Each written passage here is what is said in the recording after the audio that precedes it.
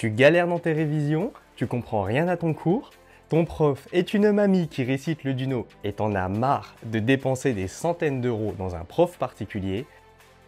Ok, t'es au bon endroit. Salut, moi je m'appelle Nat et j'ai été dans le même cas que toi pour passer mes diplômes. Et j'ai perdu tellement de temps à lire et relire des cours stériles et des explications de profs incompréhensibles. Alors maintenant que j'ai mes diplômes et que j'ai été comptable et chef comptable à manager une équipe et à leur apprendre le métier, j'ai décidé de tout plaquer pour monter la plateforme de formation qui va te faire comprendre tes cours et réussir tes examens. Tu vas y retrouver des cours clairs, vulgarisés, avec des exemples simples pour chaque concept, en vidéo, en audio et en fiche à télécharger. Et comment je sais que tu vas comprendre et que tu vas réussir ? Eh bien parce que je serai là avec toi pour t'éclairer quand on a besoin. Comme un prof particulier. On peut même corriger tes exercices ensemble. Sauf que là, tu as un accès 24/24, 7 jours sur 7, à un contenu qui s'améliore sans cesse et qui s'adapte à toi. Un Duno, ça coûte combien ? 25 € et puis c'est périmé l'année suivante ? Et une école, c'est 6 000, 8 000, 10 000 € à l'année pour que tu galères ? Allez, oublie tout ça, aujourd'hui j'ai une offre de lancement. 19,90 € pour un accès illimité à une formation qui est à jour, qui te sort de la galère et qui te fait gagner du temps pour que tu puisses vraiment te préparer à l'examen. Et si t'es quand même pas satisfait, ok, moi je te rembourse intégralement. Et je ne crois pas que le Duno ou que les écoles fassent ça. D'ailleurs, je vais même faire mieux. Je vais te donner gratuitement un de mes cours.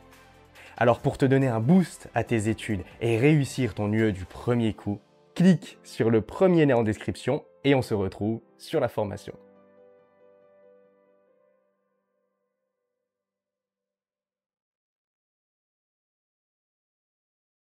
Chapitre 5. Les normes essentielles à connaître. Commençons avec l'IS1 et la présentation des états financiers.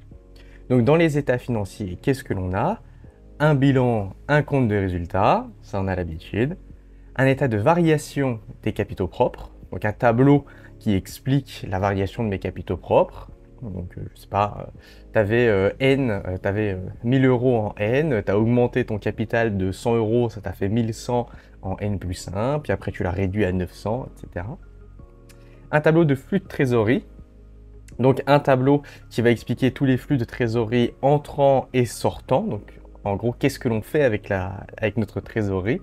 Par exemple, tu rembourses un emprunt ou tu fais des investissements. Et puis des notes, contenant des explications significatives sur les méthodes comptables et d'autres informations. Donc là-dedans, on va retrouver tout ce qui est utile pour la compréhension des comptes de l'entreprise. Exemple, avec la crise Covid que l'on avait, eh bien on va dire que notre entreprise est impactée par le Covid, enfin par la crise Covid, et le fait que son établissement ait été fermé, et du coup ça explique pourquoi est-ce qu'il y a une baisse brutale de son chiffre d'affaires et des licenciements économiques. Par exemple, ok ? Ça peut être la hausse du coût de l'électricité aussi qui a engendré une dégradation de l'EBE de la société, ce qui explique pourquoi elle a perdu 2 points, etc., etc. Il n'y a pas de règle précise, il faut juste qu'il y ait quelque chose qui permette d'expliquer les comptes et que l'on ne peut pas retranscrire en chiffres. L'IAS 16, les IMO corporels.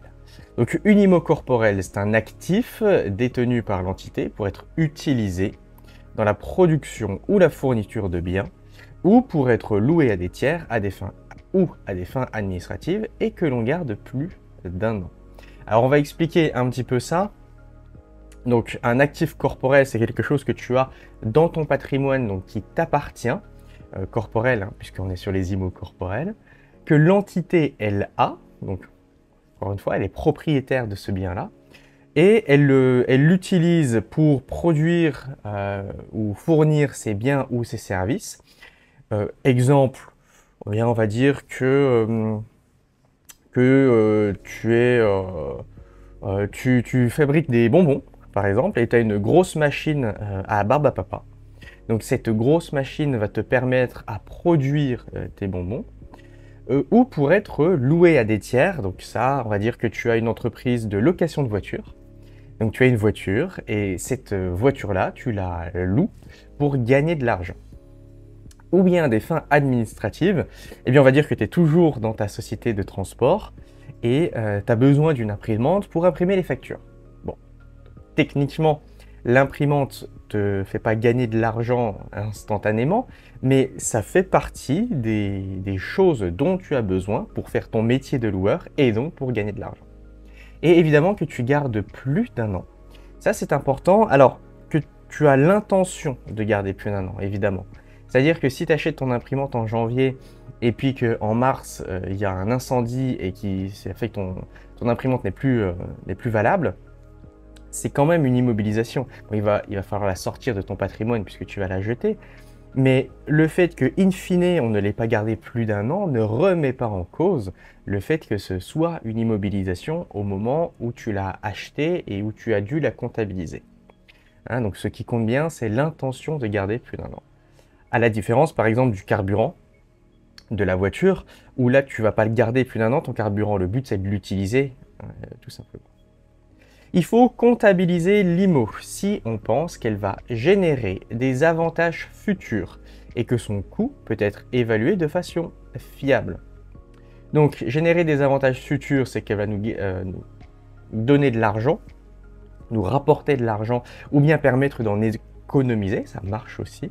Et évaluer de façon fiable, évidemment, même il y a au-delà du fait que c'est une règle, si ton IMO n'est pas évalué de façon fiable, comment est-ce que tu vas la comptabiliser? Puis on comptabilise des chiffres, on comptabilise son coût, son prix. Donc si on ne peut pas connaître son coût ou son prix, comment est-ce qu'on pourrait la comptabiliser? Donc on ne fait la comptabilité que des choses dont on est sûr. Son coût d'acquisition, justement, va comprendre le prix d'achat et toutes les dépenses nécessaires pour l'acquérir, donc tout ce qui est droits de douane ou frais de transport. Donc évidemment, si ton imprimante tu l'achètes pour 1 000 € et tu en as pour 100 € de frais de transport, eh bien tu vas la comptabiliser pour 1 100 €. On peut évaluer l'IMO selon le modèle du coût, donc ça c'est le cas classique dont on a l'habitude de voir, ou bien le modèle de réévaluation, où tu vas réévaluer tous les ans l'IMO pour modifier sa valeur nette en fonction de sa juste valeur, c'est-à-dire sa valeur vénale. On va prendre un exemple.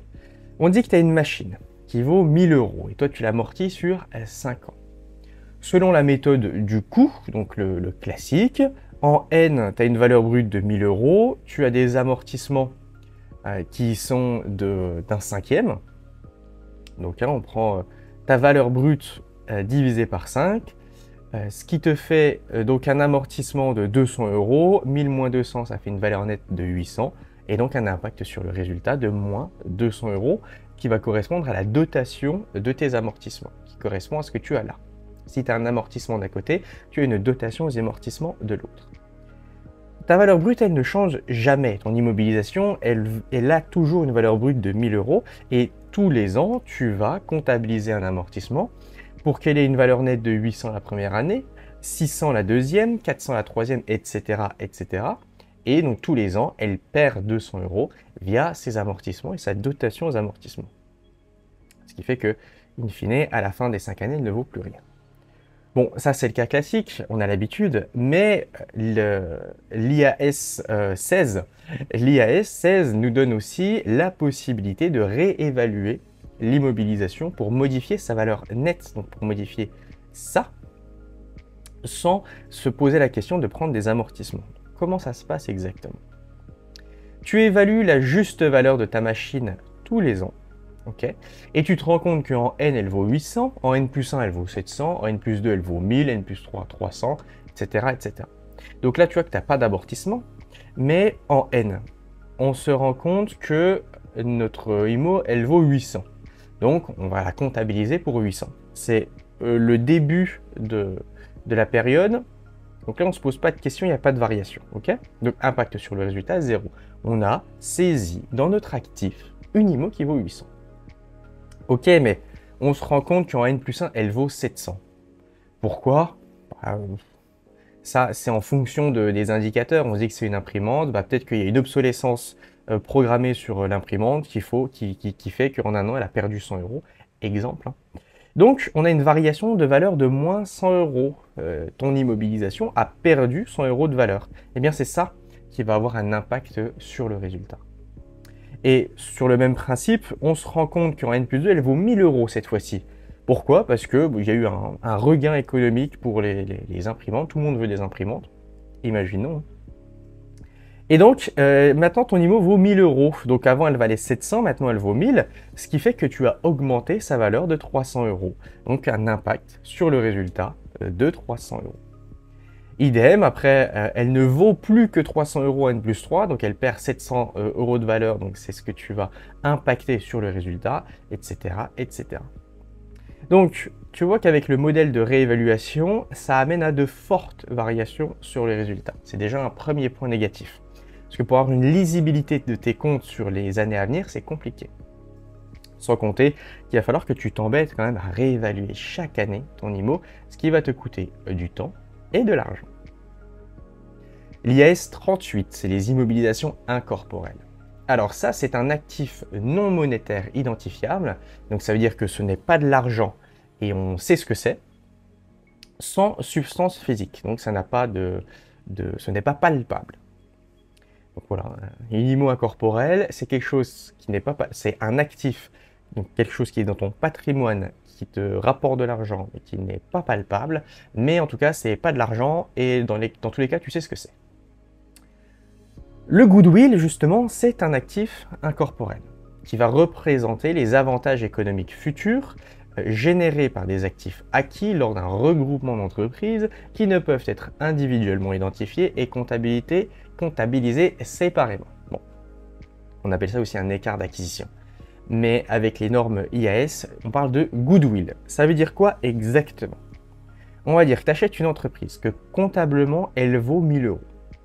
Sauf que toi, tu la payes 1500 euros. Parce que tu dis que c'est le prix qu'elle vaut.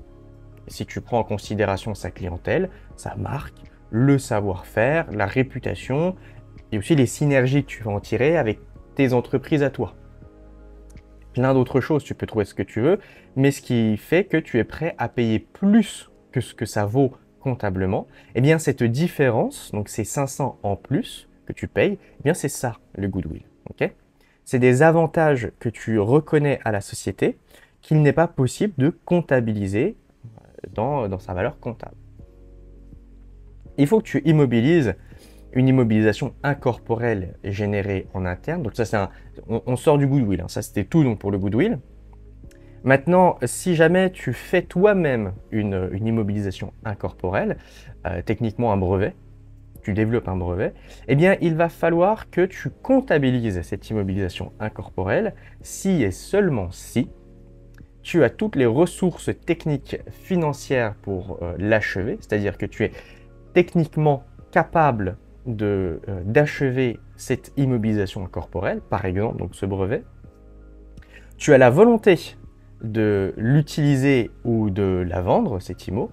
Tu peux la mettre en service ou la vendre, donc tu as la capacité de l'utiliser ou de la vendre. Et tu peux évaluer de façon fiable ces dépenses que tu fais pour la développer. Donc ça veut dire que si on fait le brevet, on va dire que le brevet, ça t'a coûté 6 mois de travail d'un technicien qui est payé 2000 euros, plus ça t'a coûté des ressources en électricité à hauteur de 300 euros par mois, plus ça t'a coûté un ordinateur à 1200 euros, etc., etc. Donc tu es capable d'évaluer toutes les dépenses que ça t'a coûté pour développer cette IMO. Tu as les capacités technique et financière. Donc technique, c'est-à-dire que tu as le matos, c'est que tu as les personnes, et financière, c'est-à-dire que tu as l'argent pour finir ton IMO. Et d'ailleurs, tu veux finir ton IMO pour l'utiliser ou la vendre, et tu auras la capacité de l'utiliser ou de la vendre. Si tout ça est réuni, tu dois comptabiliser ton IMO incorporel. L'IAS 40 et ses immeubles de placement. Un immeuble de placement, c'est un immeuble, donc un immeuble, ça peut être un terrain, un bâtiment ou une maison, qui est détenu pour en retirer des loyers ou faire une plus-value, ou bien les deux. il faut l'évaluer initialement à son coût d'acquisition en prenant en compte ses coûts de transaction. Puis, soit tu choisis la méthode du coût, soit tu choisis la méthode de la juste valeur. Donc on a vu plus haut. Mais dans tous les cas, une fois que tu auras choisi une méthode, il faudra que tu utilises la même méthode pour tous les immeubles de placement. L'IS 36 est la dépréciation des actifs. Il faut que tu vérifies tous les ans s'il y a un quelconque indice qui va montrer qu'un de tes actifs peut subir une perte de valeur. Et si c'est le cas, il faut que tu estimes sa valeur recouvrable et que tu comptabilises une dépréciation si tu appliques la méthode du coût, ou bien que tu modifies la juste valeur de ton actif si tu fais la méthode de réévaluation. La valeur recouvrable, c'est quoi? C'est la valeur la plus forte entre la juste valeur, moins les coûts de vente, donc ce que ça va te coûter de vendre ça, et la valeur d'utilité. Donc la juste valeur, on va dire, c'est sa valeur de marché, c'est la valeur que tu peux en tirer aujourd'hui si tu la vendais. Mais évidemment, il faut enlever les coûts de vente. Si ta machine, elle vaut 1000 euros, c'est le prix que tu peux en retirer sur le bon coin. Sauf que si tu la vends sur le bon coin, ça va te coûter 200 euros de frais. Eh bien, sa juste valeur, c'est 800 euros. La valeur d'utilité, quant à elle, c'est la valeur actualisée des flux de trésorerie futurs qui peuvent découler de ton actif. Donc ça, on va calculer ça avec la vanne. Exemple, si tu sais que ta machine, elle va te rapporter 100 euros tous les mois pendant 5 ans, et que tu as un taux d'actualisation pour savoir les 100 euros du mois, dans 2 mois, combien est-ce que ça vaut aujourd'hui, les 100 euros dans 3 mois, combien est-ce que ça vaut aujourd'hui, les 100 euros dans 5 ans, combien ça vaut aujourd'hui. Donc c'est ça l'actualisation. Si tu es capable d'évaluer tous ces flux de trésorerie que ça va te rapporter, tout cet argent que ça va te rapporter, eh bien, tu vas calculer le total et ça va te donner la valeur d'utilité de ton immobilisation. Il va donc falloir que tu prennes la valeur la plus haute entre la juste valeur, moins les coûts de vente, et ta valeur d'utilité, et ça va devenir ce qu'on appelle la valeur recouvrable, et c'est ce qu'il va falloir indiquer dans ta comptabilité. C'est-à-dire que si ta valeur recouvrable est inférieure à la valeur comptable, c'est-à-dire qu'elle est de 800 euros, donc on va dire que la valeur la plus élevée entre la juste valeur et la valeur d'utilité, ça va être la juste valeur moins les coûts de vente. Donc on avait dit que dans notre exemple, c'était 1000 moins 200 euros, donc que c'était 200 euros. Eh bien, la valeur recouvrable est de 200 euros, et toi, tu l'avais comptabilisé à l'actif pour 1000 euros, par exemple, eh bien, tu as une perte de valeur. C'est ça, la perte de valeur, différence entre la valeur recouvrable et la valeur comptable. En cas de perte de valeur d'une UGT, donc une unité génératrice de trésorerie, la perte, elle va d'abord être affectée au goodwill, puis une fois que le goodwill ne vaut plus rien, tu la mets au prorata des autres actifs. Simple que l'UGT, donc c'est le plus petit groupe identifiable d'actifs qui génère des entrées de trésorerie. Donc c'est la chose la plus petite possible qui te génère des entrées de trésorerie, qui te génère de l'argent. Donc si tu as une perte de valeur, ce qui est surtout important de comprendre, c'est que la perte de valeur, tu vas d'abord l'affecter à ton goodwill, et une fois que tu auras déprécié ton goodwill à 0, tu vas le mettre sur les autres actifs. Donc si on a une perte de valeur de 800 euros, par exemple, et on a un goodwill de 500 euros, et après on a les autres actifs, eh bien on va d'abord déprécier le goodwill de 500 euros. On avait 8, donc ça veut dire qu'il te reste 300 euros à déprécier. Eh bien, ces 300 euros, tu vas déprécier un peu de ta machine, un peu de ta voiture, un peu de ton immeuble, etc. etc. L'IFRS 16 maintenant est le contrat de location.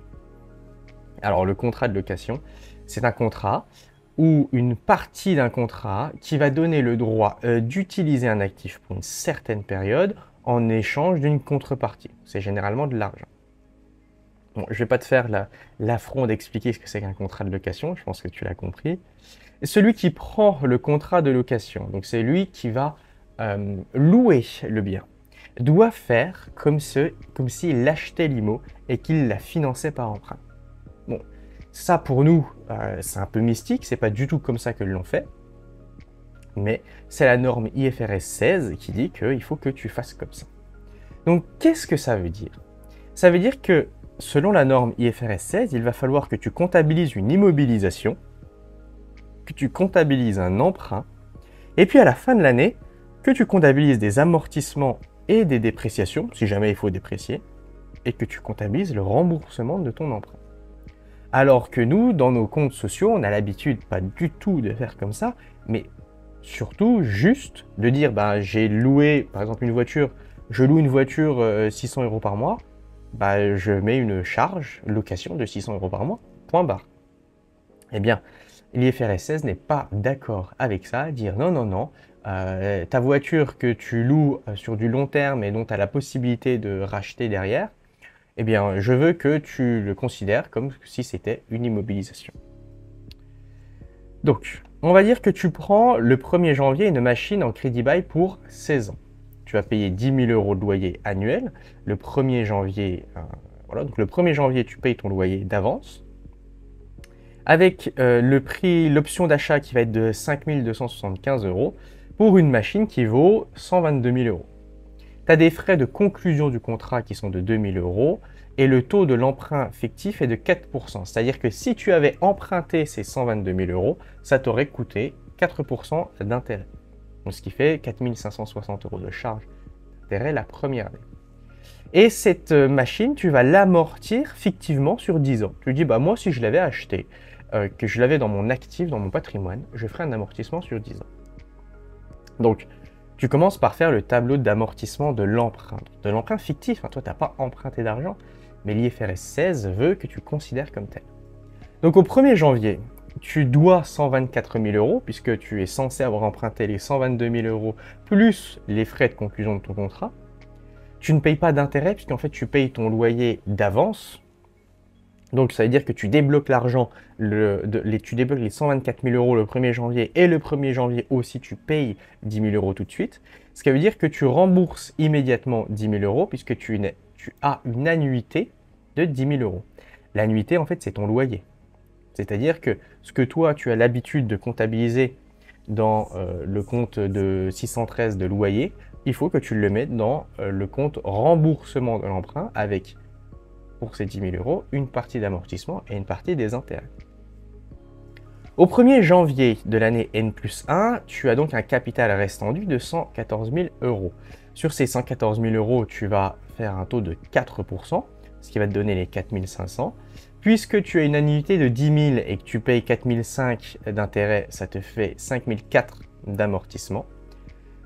Il va falloir le comptabiliser. Ce qui te fait après un capital restant dû en N+2 de 114 moins les 5 440, etc. etc. Ouais, donc c'est l'emprunt, le remboursement d'emprunt classique. Donc qu'est-ce qu'il va falloir que tu fasses? Eh bien tu dois comptabiliser au 1er janvier ton immobilisation et ton emprunt. Donc on se dit, tu as acheté une machine et tu as financé cet achat par un emprunt. Tu vas comptabiliser aussi le premier versement de ton loyer, qui va être considéré comme un remboursement de ton emprunt. Donc ici, l'emprunt par la banque. Alors tu remarqueras, en IFRS, on n'utilise pas le numéro de compte. C'est pour ça qu'on a juste les libellés. Et puis à la fin de l'année, il va falloir que tu comptabilises les intérêts courus que tu vas payer au 1er janvier N+1, ainsi que ta dotation aux amortissements, comme si tu étais propriétaire du bien. Parce qu'effectivement, ces intérêts-là, ils courent pour la période, techniquement, du 2 janvier jusqu'au 31 décembre, enfin, même jusqu'au 1er janvier de l'année N+1. On ne va pas faire un prorata pour un jour, mais tu as compris que puisque le loyer est payé d'avance, en tout cas le remboursement de l'emprunt est payé d'avance, eh bien tu payes ces intérêts-là qui sont sur la période de N en réalité. Donc au 31 décembre, il faut que tu comptabilises des intérêts courus pour ces 4 560. Ce que tu fais ici, donc tu as une charge d'intérêt, tu matérialises le fait que tu payes des intérêts en contrepartie de ton compte d'intérêt courus. Et tu vas passer une dotation aux amortissements de ta machine. Donc, c'est mes 124 000 € divisé par 10, puisque je l'amortis sur 10 ans, en contrepartie de mes amortissements. Au 1er janvier N+1, tu vas extourner ton écriture d'intérêt couru, tu vas comptabiliser ton annuité, qui est considérée comme un remboursement d'emprunt. Donc ça, on n'en parle plus, on le sort. Et puis le 1er janvier, tu fais un virement de 10 000 euros à la banque. Ce virement de 10 000 euros, il correspond à quoi? Il correspond à ton annuité de N+1 qui se décompose en 5 400 euros d'amortissement et 4 500 euros d'intérêt. C'est ce que l'on retrouve ici. Et puis l'IS 19 et les avantages du personnel. Alors les avantages du personnel, ça va comprendre tous ces avantages à court terme, salaire, cotisation sociale, avantages en nature, congés payés, primes, etc. Les avantages qui sont postérieurs à l'emploi, c'est ça qui nous intéresse, et les autres avantages à long terme, ainsi que les indemnités de cessation d'emploi, c'est aussi ce qui nous intéresse. En gros, ce qui va être très intéressant dans les exercices, c'est de regarder les indemnités de départ à la retraite. C'est-à-dire que l'IAS 19 nous oblige, enfin en tout cas elle le dit, qu'il faut que l'on comptabilise les indemnités de départ à la retraite potentielles que la société pourrait payer, parce que ça fait partie des avantages postérieurs à l'emploi. Ça veut dire que tu as des salariés dans ta boîte et tu dis, bah moi, il y a de grandes chances pour qu'ils partent à la retraite d'ici 5 ans, et s'il part à la retraite dans 5 ans, il va falloir que je lui donne 800 euros, et les 800 euros dans 5 ans valent aujourd'hui 1000 euros. D'accord? Il faut la valeur actualisée. On est d'accord que nous, en compte sociaux, on ne va pas le faire parce que on n'est pas sûr qu'on va payer ça. Ça se trouve, il va partir à la retraite plus tôt, ça se trouve plus tard, ça se trouve, il va démissionner avant, donc on n'aura pas à lui payer l'indemnité. Enfin, c'est beaucoup trop incertain. Mais l'IAS 19 dit non, non, il faut que tu évalues le coût de départ à la retraite potentiel de ton salarié, que tu actualises cette valeur et que tu me la comptabilises. Eh bien, pas de souci. On se dit qu'au 31/12, l'indemnité de départ à la retraite est évaluée à 1000 euros. Eh bien, on va mettre à l'actif une indemnité de départ à la retraite en contrepartie d'une provision pour indemnité de départ à la retraite. Alors, c'est pas tant à l'actif, pardon. Une charge. On va comptabiliser une charge d'indemnité de départ à la retraite en contrepartie d'une provision pour indemnité.